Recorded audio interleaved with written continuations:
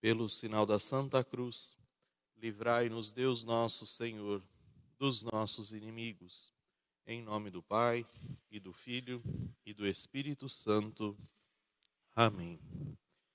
Meu Senhor e meu Deus, eu creio firmemente que estás aqui, que me vês, que me ouves.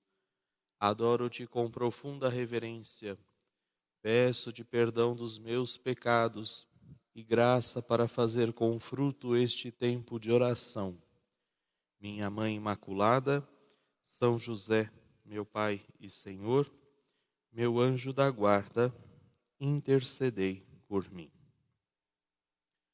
O tema da nossa meditação de hoje é Sentada aos pés do Senhor e é baseada no Evangelho de São Lucas, capítulo 10, versículos de 38 a 42. Evangelho de São Lucas, capítulo 10, versículos de 38 a 42.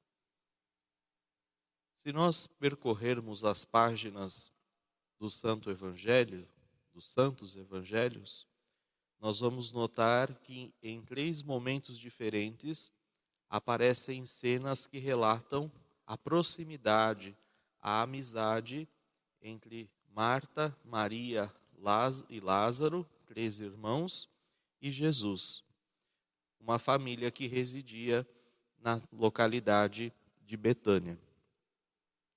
O primeiro destes episódios, e talvez o mais conhecido, é o que vamos refletir, meditar no dia de hoje. Ele aparece no Evangelho de São Lucas. E é uma cena bastante íntima, bastante familiar. E Jesus é exatamente o centro desta cena que nós vamos refletir. Várias vezes o Evangelho nos faz ver aquela casa de Betânia. Betânia era um lugar muito próximo de Jerusalém. Não é um lugar muito próximo de Jerusalém. E ali Jesus sempre buscava acolhida, Jesus sempre buscava descanso. Sempre que ia a Jerusalém, Jesus passava ali na casa destes seus amigos em Betânia. E o relato de São Lucas começa nos dizendo assim: estando em viagem, Jesus entrou numa aldeia e uma mulher chamada Marta o acolheu em sua casa. Sua irmã, chamada Maria, ficou sentada aos pés do Senhor, escutando as suas palavras. Marta andava ocupada pelo muito serviço. E nós vamos ver no desenrolar desta cena que o muito serviço que Marta estava realizando, a quantidade enorme de trabalho que ela tinha, acabam por afetar a sua paciência. Então, no meio daquele corre-corre, aquelas que são donas de casa, aqueles que cuidam da casa com família, filhos, pais, todo mundo ali na casa, sabe o corre-corre que é deixar a casa sempre em ordem. E aí, no meio daquela correria toda, Marta vai se aproximar de Jesus, e nós aqui percebemos que eles eram muito íntimos, muito amigos, porque ela se aproxima de Jesus para reclamar, e ela vai dizer: Senhor, a ti não te importa que a minha irmã me deixe assim sozinha com o serviço? O Evangelho de João vai dizer que Jesus conhecia muito bem aquela família e que por eles tinha muito amor. E por isso Jesus vai responder a Marta com uma certa mansidão. Marta, Marta, tu te inquietas e te agitas por muitas coisas. Entretanto, uma só coisa é necessária. Maria escolheu a melhor parte, que não lhe será tirada. Essa cena que nós meditamos agora é de uma riqueza muito grande. Para que a gente não se delongue e também para que a gente possa fixar melhor a reflexão a partir desta cena, nós vamos nos fixar em apenas um ponto nesse momento, que é exatamente a importância do recolhimento, a importância do exercício da nossa vida interior, da nossa espiritualidade, de tal forma que, alimentando esta vida espiritual, esta vida interior, a gente também possa dar sentido, a gente possa encontrar serenidade para a nossa vida, a gente possa encontrar forças para a nossa caminhada. Então, o quão importante é buscarmos este caminho de interioridade. A gente que conhece bem já este evangelho, ele aparece várias vezes e de várias formas nas nossas liturgias. Nós vamos perceber também que Deus nunca fala. Quando nós falamos Deus, nós estamos nos referindo a Deus Pai, Criador. A manifestação de Deus aparece apenas uma vez, quando Jesus é batizado e uma voz se ouve do céu: "Este é meu Filho amado, escutai-o". É a única manifestação de Deus Pai, o Criador, nas páginas do Evangelho. E também isso faz com que algumas pessoas despertem em si um antagonismo, uma diferença, um aspecto de maioridade ou inferioridade para a vida contemplativa e a vida ativa. E nós vamos aprender a partir desse exemplo de Jesus, Jesus que durante 30 anos viveu numa família em Nazaré, Jesus que durante 30 anos trabalhou, o quão importante é fundirmos estes dois aspectos da vida. O quão necessário é termos uma vida interior, uma vida de oração, uma vida contemplativa, que ao mesmo tempo se reflita numa vida de ação, numa vida de atitude. O cristianismo é exatamente isso, e Jesus vai nos mostrar isso. É preciso oração, mas é também preciso trabalho. É preciso adoração, mas também é preciso ação. Porém, isso fica muito difícil de se realizar se nós não exercitamos este nosso espírito de recolhimento. A gente sabe, quando nós fazemos oração, que é muito mais fácil a gente se dispersar do que a gente se concentrar. É muito mais fácil a gente ficar devagando do que a gente se recolher, do que a gente silenciar. Às vezes parece que a gente vai fazer a oração e a nossa alma fica confusa, fica perdida. Quando a gente vai perceber, às vezes a gente até já se distraiu da oração e está pensando em tantas coisas da nossa vida. Existe um grande teólogo chamado Romano Guardini, muito caro ao Papa Francisco e também a outros pontífices como Bento XVI. E existe uma obra dele chamada Introdução à Oração. Essa obra, inclusive, está traduzida para a língua portuguesa. E Romano Guardini vai dizer assim: em face do homem disperso, experimenta-se muitas vezes uma sensação curiosa. encontra-se sempre vibrando por alguma coisa, a caminho de algum objetivo ou atarefando-se em algum empreendimento. Mas, logo que abranda essa tensão, torna-se um ser vazio e apático.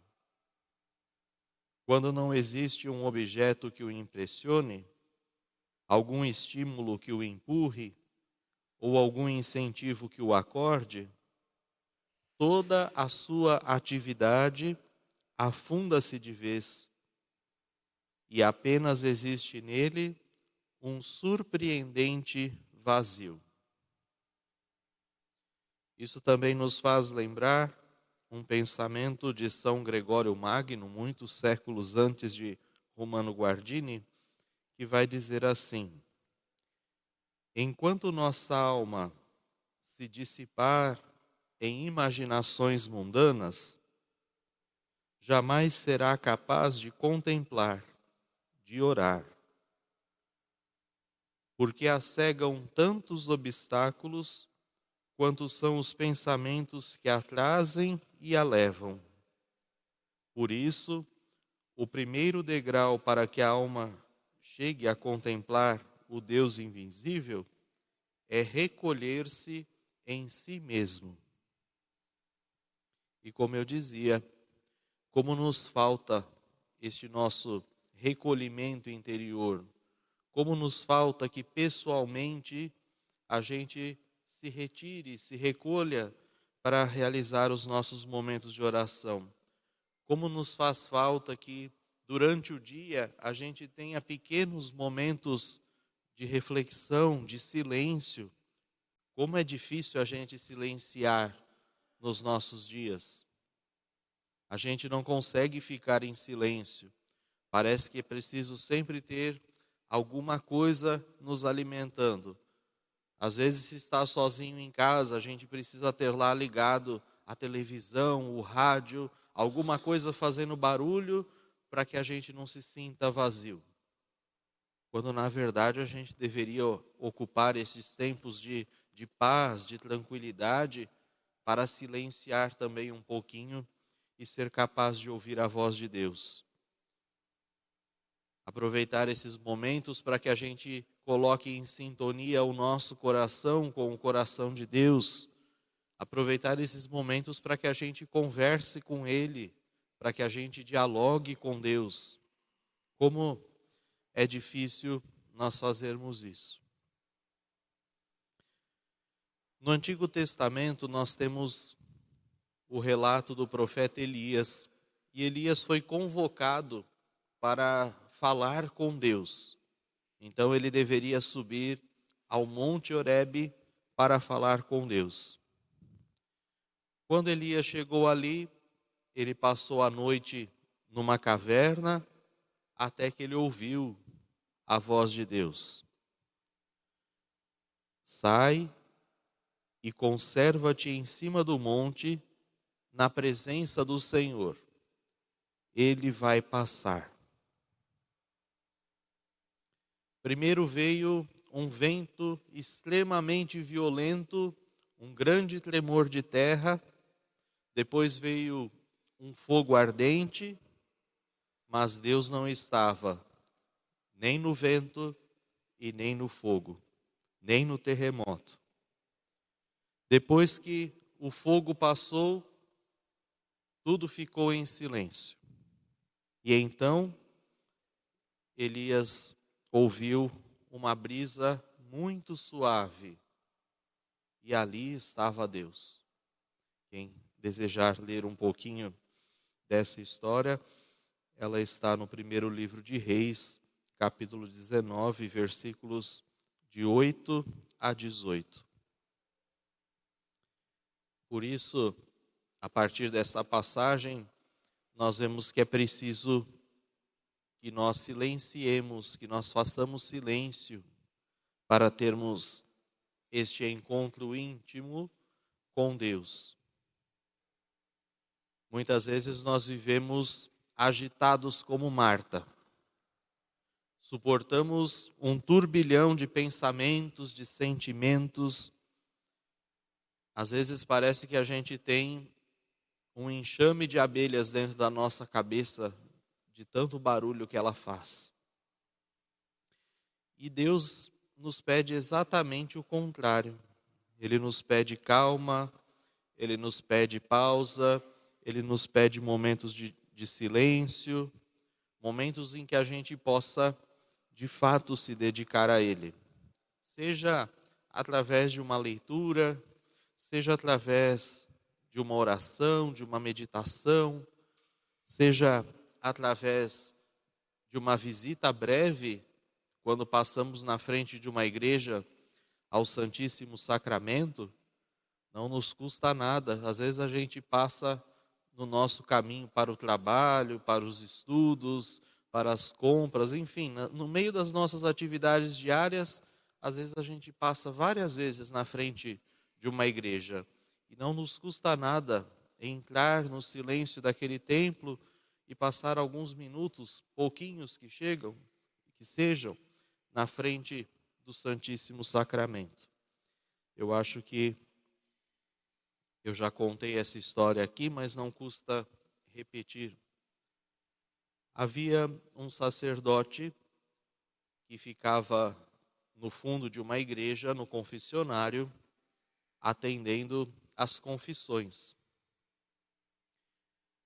E todos os dias, na parte da manhã, ele ouvia como que o barulho de latas batendo, a porta da igreja, o quebra-vento abria-se sorrateiramente, passavam alguns segundos e novamente a porta batia, se fechava, e aquele barulho de latas. E 2, 3 vezes por dia ele ouvia esse barulho. E aquilo foi deixando ele encucado. Até que um dia, ao invés de ficar no confessionário, ele ficou ali de espreita, esperando para descobrir o que era aquele barulho. E aí, de repente, ele viu. Era um senhor da cidade chamado João, e ele trabalhava vendendo leite. Então, o barulho das latas que ele ouvia eram as latas que carregavam o leite. Então, ele vinha ali com as mãos cheias de latas, com seu cotovelo, abria a porta da igreja, olhava para o sacrário e dizia: "Oi, Jesus, aqui está João, o leiteiro." Fechava a porta de novo e seguia para o seu trabalho. A simplicidade da oração daquele homem tocou profundamente o coração daquele sacerdote. E é assim que deve ser a nossa oração, com simplicidade. Ter esse cuidado, ter esse trato de ir ao encontro do Senhor, por alguns poucos minutos que sejam, por algumas palavras que sejam durante o nosso dia, silenciar o nosso coração.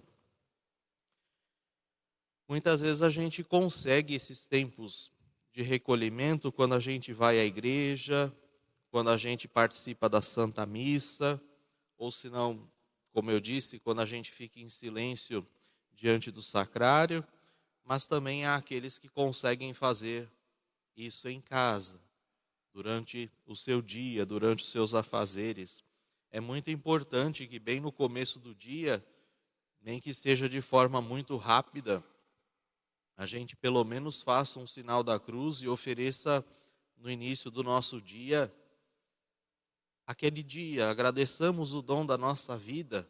É importante a gente fazer isso, começar bem o nosso dia, antes de deitar, por mais breve que seja, fazer um sinal da cruz, fazer uma oração ao Senhor, agradecendo as graças e as bênçãos daquele dia.